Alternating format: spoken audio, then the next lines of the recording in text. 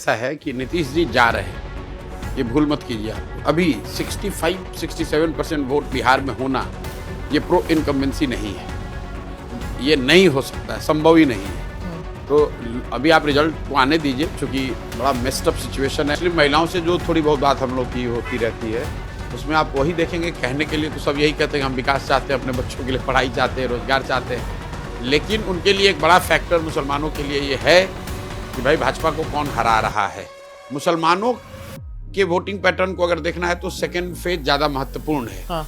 लेकिन इसमें कई जिले ऐसे हैं जहां यादव फैक्टर कम है। ये ऐसा है, ये जेन जी और अभी आज से 2-4 बरस पहले मिलेनियल्स और उससे पहले ये चलते रहते हैं बातें, टर्मिनोलॉजीज हैं। राहुल गांधी को यहाँ की कितनी जानकारी है? राहुल गांधी तो घूमते फिरते आते हैं। मैंने उस समय भी कहा था कि कांग्रेस बिहार में राजद की पिछलग्गू पार्टी है। कि 13 करोड़ की आबादी वाले बिहार में सिर्फ 26 लाख लोग ही सरकारी नौकरी कर रहे हैं। स्वयंभू जो विशेषज्ञ हैं, they have all up for surprise.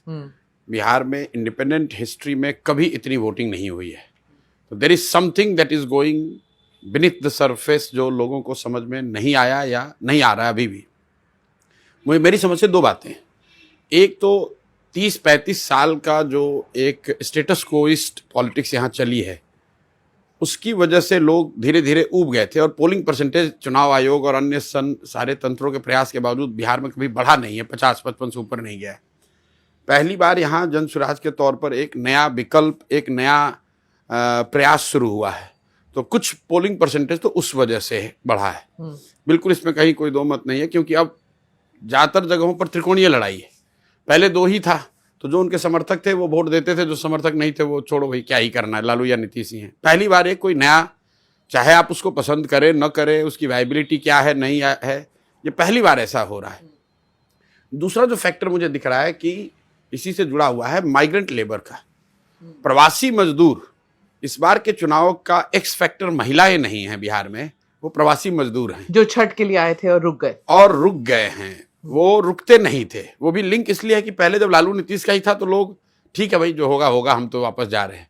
इस बार लोगों को लग रहा है कि नहीं, रुक के देख लेते हैं, वोट करके देख लेते हैं, शायद बदल जाए, शायद हमारी जिंदगी भी सुधर जाए। तो ये दोनों फैक्टर जो है ये बहुत बड़ा रोल प्ले किया है। ऐसा है कि नीतीश जी जा रहे हैं, ये भूल मत कीजिए आप लोग। इस इलेक्शन में अभी 65-67% वोट बिहार में होना ये प्रो इनकम्बेंसी नहीं है, ये नहीं हो सकता है, संभव ही नहीं है। तो अभी आप रिजल्ट को आने दीजिए, क्योंकि बड़ा मेस्ड अप सिचुएशन है। Unless you are doing a scientific exit poll, जो लोग भी बात कर रहे हैं वो हवा में बात कर रहे हैं, इसलिए बात कर रहे हैं।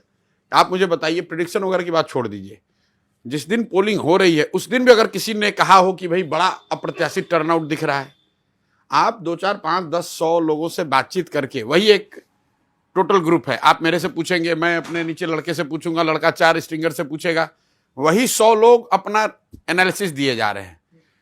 मुझे ये कोई बता दे कि भाई जब पोलिंग हो रही थी 9 तारीख को, तो 11 बजे, 1 बजे, 3 बजे, जब तक नंबर नहीं आए इसी के, किसी ने बताया हो कि भाई बहुत भयानक वोटिंग दिख रही है? किसी ने नहीं बताया। तो जब आपको ये नहीं पता है कि कितने लोग वोट देने जा रहे हैं, तो ये कैसे पता है कि वो किसको वोट देने जा रहे हैं? तराई के नॉर्दर्न डिस्ट्रिक्ट हैं, चंपारण से लेकर दोनों चंपारण, सीतामढ़ी, मधुबनी, सुपौल, जहां हम लोग बैठे हुए हैं, और इससे लगता हुआ सीमांचल, नीचे उतर जाइए कटिहार, पूर्णिया तक। ये जिले हैं जहां पर बिहार के बहुतायत मुस्लिम रहते हैं। करीब करीब 60% मुस्लिम बिहार के इन्हीं 12-13 जिलों में रहते हैं। तो उस नजरिए से यहाँ पर मुसलमानों के वोटिंग पैटर्न को अगर देखना है तो सेकेंड फेज ज्यादा महत्वपूर्ण है। हाँ। लेकिन इसमें कई जिले ऐसे हैं जहां यादव फैक्टर कम है। तो नेट MY का स्टेट के लेवल पे जो असर है वही सेकेंड फर्स्ट और में कोई बहुत भिन्न नहीं होगा। पहले चरण में यादवों की जनसंख्या वाले एरिया में ज्यादा पोल हुआ है, ज्यादा वोटिंग हुई है, और दूसरे चरण में जो मुस्लिम डोमिनेटेड एरिया है वहां पर पोलिंग ज्यादा विशेषज्ञता किसको है? 2 करोड़ मुसलमान, उसमें 2/3 पासबंदा हैं, उनकी महिलाएं, उनको जाकर आपने बात तो कर लिया, गेज कर लिया, आपको पता चल गया कि वो कैसे वोट करेंगे। किस विद्वान को मालूम है वही बता सकता है। मुस्लिम महिलाओं से जो थोड़ी बहुत बात हम लोग की होती रहती है, उसमें आप वही देखेंगे। कहने के लिए तो सब यही कहते हैं हम विकास चाहते हैं, अपने बच्चों के लिए पढ़ाई चाहते हैं, रोजगार चाहते हैं, लेकिन उनके लिए एक बड़ा फैक्टर मुसलमानों के लिए ये है कि भाई भाजपा को कौन हरा रहा है। उस नजरिए से जो नजदीक जो उनको दिखेगा, अभी भी वही है। नहीं, मैं उस पर आ रहा हूँ। उनको जो दिखता है कि ये भाजपा को हरा रहे हैं, उधर उनका टिल्ट हो सकता है, लेकिन इस बार वो एकदम सीधा नहीं है, क्योंकि पिछली बार वो सीधा था कि भाई अगर भाजपा को हराना है तो महागठबंधन को दे दो। अब कई जगह जहां त्रिकोणीय लड़ाई चल रही है तो उनको भी ये गेज करना है कि भाई कौन मजबूत है, कौन तो आपको मुसलमान वोट मिल सकता है? मिल ही रहा है, मिल रहा है, मिल ही रहा है। 20 साल से 30 साल का जो युवा है, जो थोड़ा फेस कर रहा है अनएम्प्लॉयमेंट, थोड़ा नहीं मतलब अच्छा खासा उसको अनएम्प्लॉयमेंट से उसको परेशानी हो रही है, या फिर उसको मजबूरी में बाहर जाना पड़ रहा है, वहां के टफ लाइफ को उसको झेल रहा है, वो डेफिनेटली बिहार में बहुत बड़ा फैक्टर है। उसको आप जेनजी कह लीजिए, यूथ कह लीजिए, मिलेनियल्स कह लीजिए, ये तो टर्मिनोलॉजी है। राहुल गांधी को यहाँ की कितनी जानकारी है? राहुल गांधी तो घूमते फिरते आते हैं, कुछ 1-2 बाइट किया और चले गए। लोगों ने कहा ये पद यात्रा किए हैं, वो है, वो ये है। मैंने उस समय भी कहा था कि भाई कांग्रेस बिहार में राजद की पिछलग्गू पार्टी है, वो देश के बड़े दल हैं, वो देश में अपोजिशन के लीडर हैं, गांधी परिवार के हैं, तो स्वाभाविक है कि मीडिया उनको कवर करेगी, उनको स्पेस मिलेगा। लेकिन बिहार के नजरिए से कांग्रेस का कोई बहुत वजूद नहीं है, कांग्रेस फैक्टर नहीं है, कांग्रेस की चर्चा नहीं हो रही कि भाई कांग्रेस क्या कर रही है। कांग्रेस का थोड़ा बहुत असर राजनीतिक तौर पर सीमांचल में आपको दिख सकता है। सीमांचल में मुसलमान, मुझे लगता है कि आज भी राजद के मुकाबले कांग्रेस की ओर ज्यादा टिल्ट, और जेनजी ऐसा कोई बिहार में होमोजेनस कोई ऐसा ग्रुप है नहीं जो कि एक तरह से किसी के कॉल पर या अपने असेसमेंट के आधार पर एक्ट करे। तो पहली बात तो यह है कि विश्वास है जेनजी को यहाँ पर, यूथ बिल्कुल को? है, बिल्कुल है। बिहार जो है बिल्कुल राजनीतिक जगह है, विशुद्ध राजनीतिक जगह है। ये बेंगलोर नहीं है। यहाँ पर लोगों के शरीर पर कपड़े नहीं होंगे, खाने की जगह खाने का नहीं होगा, उनके पास नौकरी व्यापार नहीं होगा, लेकिन राजनीतिक सूझबूझ यहाँ के लोगों में बहुत है। और उसी का एक तरह से खामियाजा भी है कि बहुत सूझबूझ होने का नतीजा भी है कि जो स्थिति बनी हुई है कि लोग अपना काम धाम छोड़कर राजनीति कर रहे हैं दिन रात।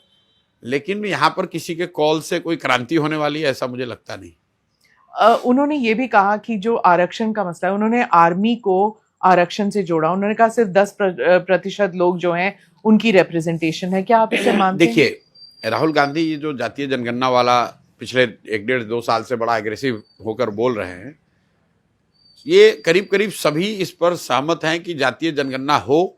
कोई भी ऐसी जानकारी, सर्वे, जनगणना जिससे कि समाज के विभिन्न वर्गों की आपको बेहतर समझ बने, तो निश्चित तौर पर उसका स्वागत किया जाना चाहिए। जातीय जनगणना से अगर आपको बेहतर समझ बनती है तो उसमें कोई दिक्कत नहीं है।